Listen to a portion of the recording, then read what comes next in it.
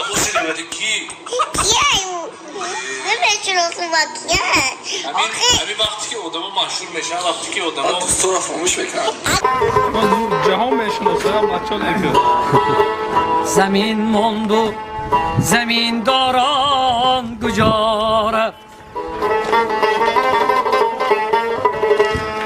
جهانگیر و جهان داران گجاره جان و کس دنیا وفاداری نداری وفا ماند و وفاداران گجاره و کرمانی تنش آزار ندیده. ассалому алайкум ҳамватанони азиз, падарон, модарон, бародарон, хоҳарон гироми қадр, бо шумо ҳастам Ҳусейн Нурдинов аз канали фикри шумо. дӯстои азиз, чӣ хеле ки наворо дида омадед. Абдурозиқ бародари азизи мо, додарчи азизи мо хеле хурдсол аст ба фикри ман ва ман рости ҳамин баъзе чизоя баъзе наворошро тамошо мекунам. ақле ки вай дорад бовар кунед баъзе калонҳо надорам. خوب میشد که همین عبدالرزاق همینجا میگفت که من با عباس ریوتی سرود خواندم و انشالله در آینده باز میخوانم. وقتش با اگر خطا نکنه مردم کسی است که گذشته خود رو فراموش نکند. وقتش با گریمگاه همین عبدالرزاق هم مثل عباس ریوتی در بازاری مقصد پنجکن در مابین مردم میخواندن. خوب میشد که عبدالرزاق امروز مقصد مردم و خیلی خوبتر میشناسد. خوب میشد که و میگفت که من با عباس ریوتی خدا خواهد اگر شما تیاری بینید، اگر شما تشکیل کنید، انشالله یک کلیپ میکنم یا یک مقصد دوید یک سرود با هم میخوانیم. انشالله که باز آبروی عبدالرزاق از این هم بالاتر میشد و مخلصایش خیلی شاد میشدند. اگر چیز نکنیم عباس ریوتی رو نیست باور کنید زیادتر از عبدالرزاق ممکن شناسن. متاسفانه عباس ریوتی مقصد مثل عبدالرزاق پرودیوسر ندارد، مثل دستگیر ندارد. انشالله که امیدوارم که عباس ریوتی هم نیز انشالله یک دستگیری میکنن. خدا خواهد چه خیلی که نوارا گوش کردید عباس ریوتی جهان میشناسه، تمامی تاجیکای روی دنیا انشالله که میشناسن. در آینده موفقیت بردباری ها برای عباس ریوتی و برای دادرچمان عبدالرزاق نیست بردباری ها تمنیات دارم. امیدوارم که عبدالرزاق خفه نمیشود اما در آینده انشالله که خطاگیش رو اصلاح میکند. عبدالرزاق تو یک مثال گویم زیوزده، تو باید برای نورس برای جوانانی که مقصد 30 سالی هستند 18 ساله، 17 ساله، 16 ساله، تو باید نمونه باشی، خاکسار باشی که ویو از تو عبرت گیرن.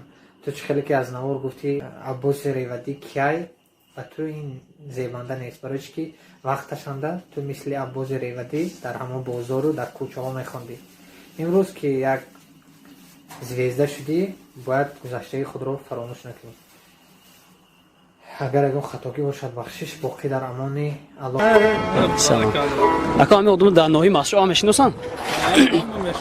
میشناسن؟ با بلنگی باید متزور شیره من نور جهان میشناسم بچه دیگه زمین موندو زمین داران گجاره جهانگیر و جهان داران گجاره جان و کس دنیا وفاداری نداری وفا ماند و وفاداران گجاره و کرمانی تنش آزار ندیده ایوبی صابری کرمان گجاره تو را هم میبرم با اسب چوبین اتام الله کریم گریان گجاره زمین ماند و زمین داران کجا رفتن؟ یه سلام علیکم. بله. Пожалуйста, бабушка, это от нас. Вот детка реклама. Ой. Татарин, да, вы? Татарка? Я русская, но я прожила в Узбекистане 40 лет. Пожалуйста, молитесь. Это у нас хаджи есть такой. Я поняла. Хаджи сделали хайр от города Сургута. Подожди. Ладно, делайте дуа для Спасибо всех вам, ребята, мусульман. спасибо. Умнички вы, доброе дело делаете. Дай вам Бог здоровья. Все, спасибо огромное вам. И хаджи در Сургут чеканам. хайрои мекадагитона қабул кунаву тесари касалои дардои вирус аз сари мо дур кунад парвардигор ҳама вақт нигаҳбонтон бошад. Rahmat mola. Amin. Rahmat qil. Salomat bo'l. Assalomu alaykum. So'zayat. Salomatligingiz خوبه؟ Sen salomatligingiz sen javob. Ahvolatotun خوب. خدتی بچم آه. تلفن کتی قطیم گفت زدی آه، حوض ای کاغذ. خدا برکت تو کپوخ شو میزنی بچم ای سلامت خدا باشه. نگهبان بشه خدا پروردگار اخور دنیا قیامتت نکنه و ایمانت تا توفیق تا پروردگار خوب که بگیری زر بگرده در سر تا اوچت نبینم خیراتون به درگاه خداوند قبول کنم آمین یا رب و خدا العالمین. شب و روز دعا میکنم که خدا خیرات قبول سلامت کنه باشید. به خدا مؤمنان. السلام علیکم هموطنان عزیز، پدران، مادران، برادران، خواهران گرامی قدر. با شما هستم حسین نوریدینوف و اکای عزیزمان محمد جان که ما امروز در خدمت مردم، در خدمت خلق عزیزمان که برادر عزیزمان حاجی در شهر سرگود با مردم خیر خود را مقصد امروز خیر کردن و ما این را تقسیمات داریم ان شاء الله. دوستان عزیز، در فرصت مناسب استفاده برده هر یکی شما را با ماه شریف رمضان تبریک و تهنیت گفته به شما عمر دراز، رزق فراز و در کارهایتان بردباری و دعا میکنیم که الله نگهبان شما باشد و در این آفت‌های طبیعی و زمینی و آسمانی نگهبان باشد. در این مقصد وبای عصر 21 نگهدار باشد. الله شما را در امان الله باشد، سلامت و بردن باشد. با شما بودیم، من در کانال فکر شما دوستان عزیز در فکر شما هستیم، شما نیز در فکر ما باشد. دوستان عزیز انشالله ما در خدمت شما هستیم. подписаться، لایک را فراموش نکنید. ما در خدمت شما انشالله. السلام علیکم. نوار رو پدلیسه کنید دوستان عزیز.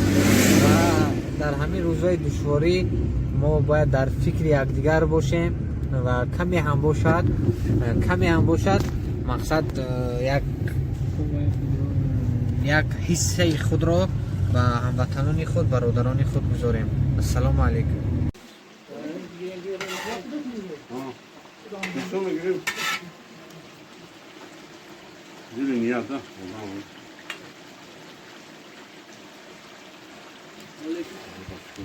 السلام علیکم هموطنان عزیز. من در شهر یکاترینبورگ حضور داریم. من تقوی یعقوب جان در خدمت هموطنان. باور کنید من شکرانه خدا که ما با همین شخصیت شناسایی پیدا کردیم. باور کنید من در حوالی شخصی همین کس، من همین آدم در خدمت برادرای تاجیک زیاده از 100 نفر هم به فکرم تقو 100 نفر در کالسووا شهر یکاترینبورگ و سپیسپیرامنیکی کالسووا با من این تقویم در خدمت. الله عمر امینای دراز کند، دولتشون دوچند زیاد کند. در خدمت همین هموطنان هستیم ان شاء الله.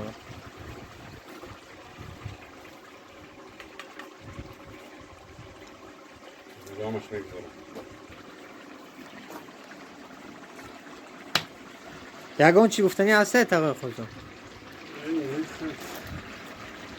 شما خودتون گفتن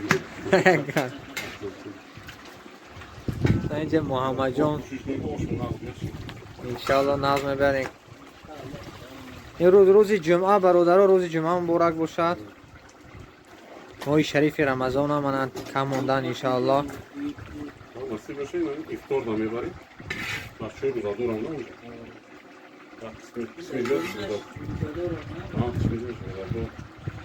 این آش انشاءالله افطار بمیشه انشاءالله بچه‌ها روز namaz tasbih topi بود namaz. بهترین بخدا بسیاری بچه‌هاش هم نماز خوری هستن کرده. امر تقدیر هم کشید.